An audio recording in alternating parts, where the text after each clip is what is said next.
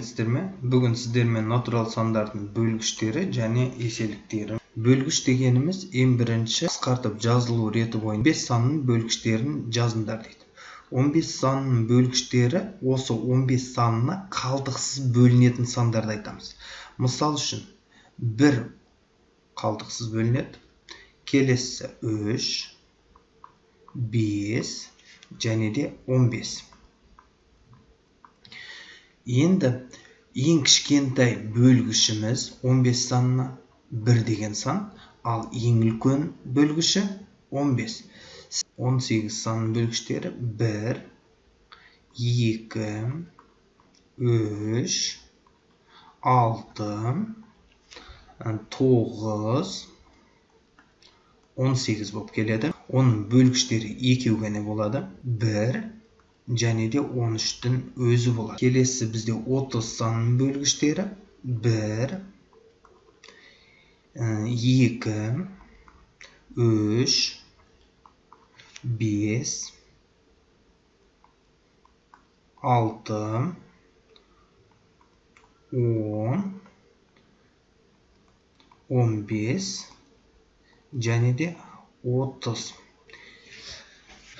Енді бөлгіш бізде не үшін қажет? Бөлгіш дегеніміз бізде жай сан және де құрама санды ажырату үшін қажет. Мысал үшін, бөлгіштерінің саны 2-ден артық болса, бізде құрама болып есептелінеді.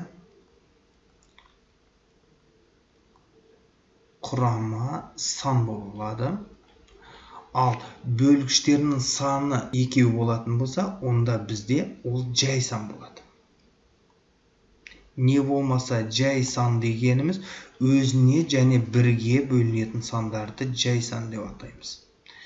Енді мынарада бізде бөлгіштерінің саны 2-ден артық болып тұр. Мұнауда бізде құрама.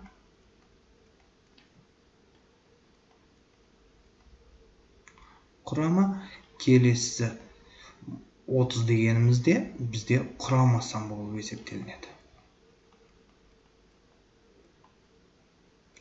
Құрама сан, иә. Ал енді еселік дегеніміз не? Еселік дегеніміз аты айтып тұрғандай өзіне еселеніп отырады. Ол шексіз кете береді. Мысал үшін, бірінші еселігін табу үшін 15-ті 1-ге көбейтеміз. 15 болады.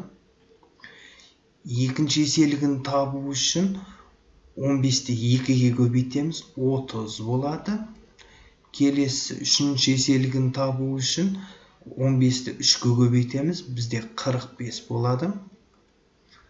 Содан кейін төртіншісін табу үшін 15-ті 4-ге көбейтеміз. Бізде 60, сол секілді кете береді.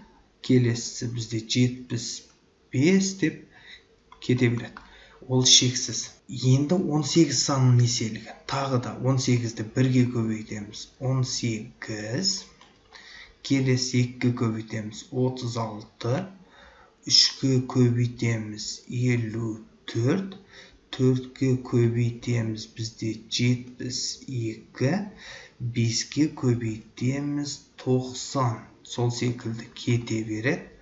Ол біз тапсырмасына байланысты жұмыс жасаймыз. Бізге алғашқы мысал үшін 5 еселігін тап десе 75-ге дейін табамыз. 4 еселігін тап десе 60-ға дейін табамыз. Алғашқы 3 еселігін тап десе 45-ге дейін. 2 еселігін тап десе онда бізде 30-ға дейін табамыз. Ең кішкентай еселігі 15 санның ең кішкентай еселігі бізде 15. 18-ның ең кішкентай еселігі 18 деп кете береді. Сол секілді, енді бізде 13-тің еселігі тура сол секілді 1-ге көбейтеміз 13, 2-ге көбейтеміз 26, 3-ге көбейтеміз 39, 4-ге көбейтеміз 52, 5-ге көбейтеміз 65. Сол секілді тағы да кете береді. Енді 30 санның еселігі 3-тің көбейту кестесін білсеңіздер жеткілікті, аяғына 0 тіркей бересіздер. 30-ды 1-ге көбейтеміз 30, 2-ге көбейтеміз 60, 3-ге көбейтеміз 90, 4-ке көбейтеміз. 120 5-ке көбейтеміз. 150 тағы да сол секілді кете береді. Онымыз бізде шексіз.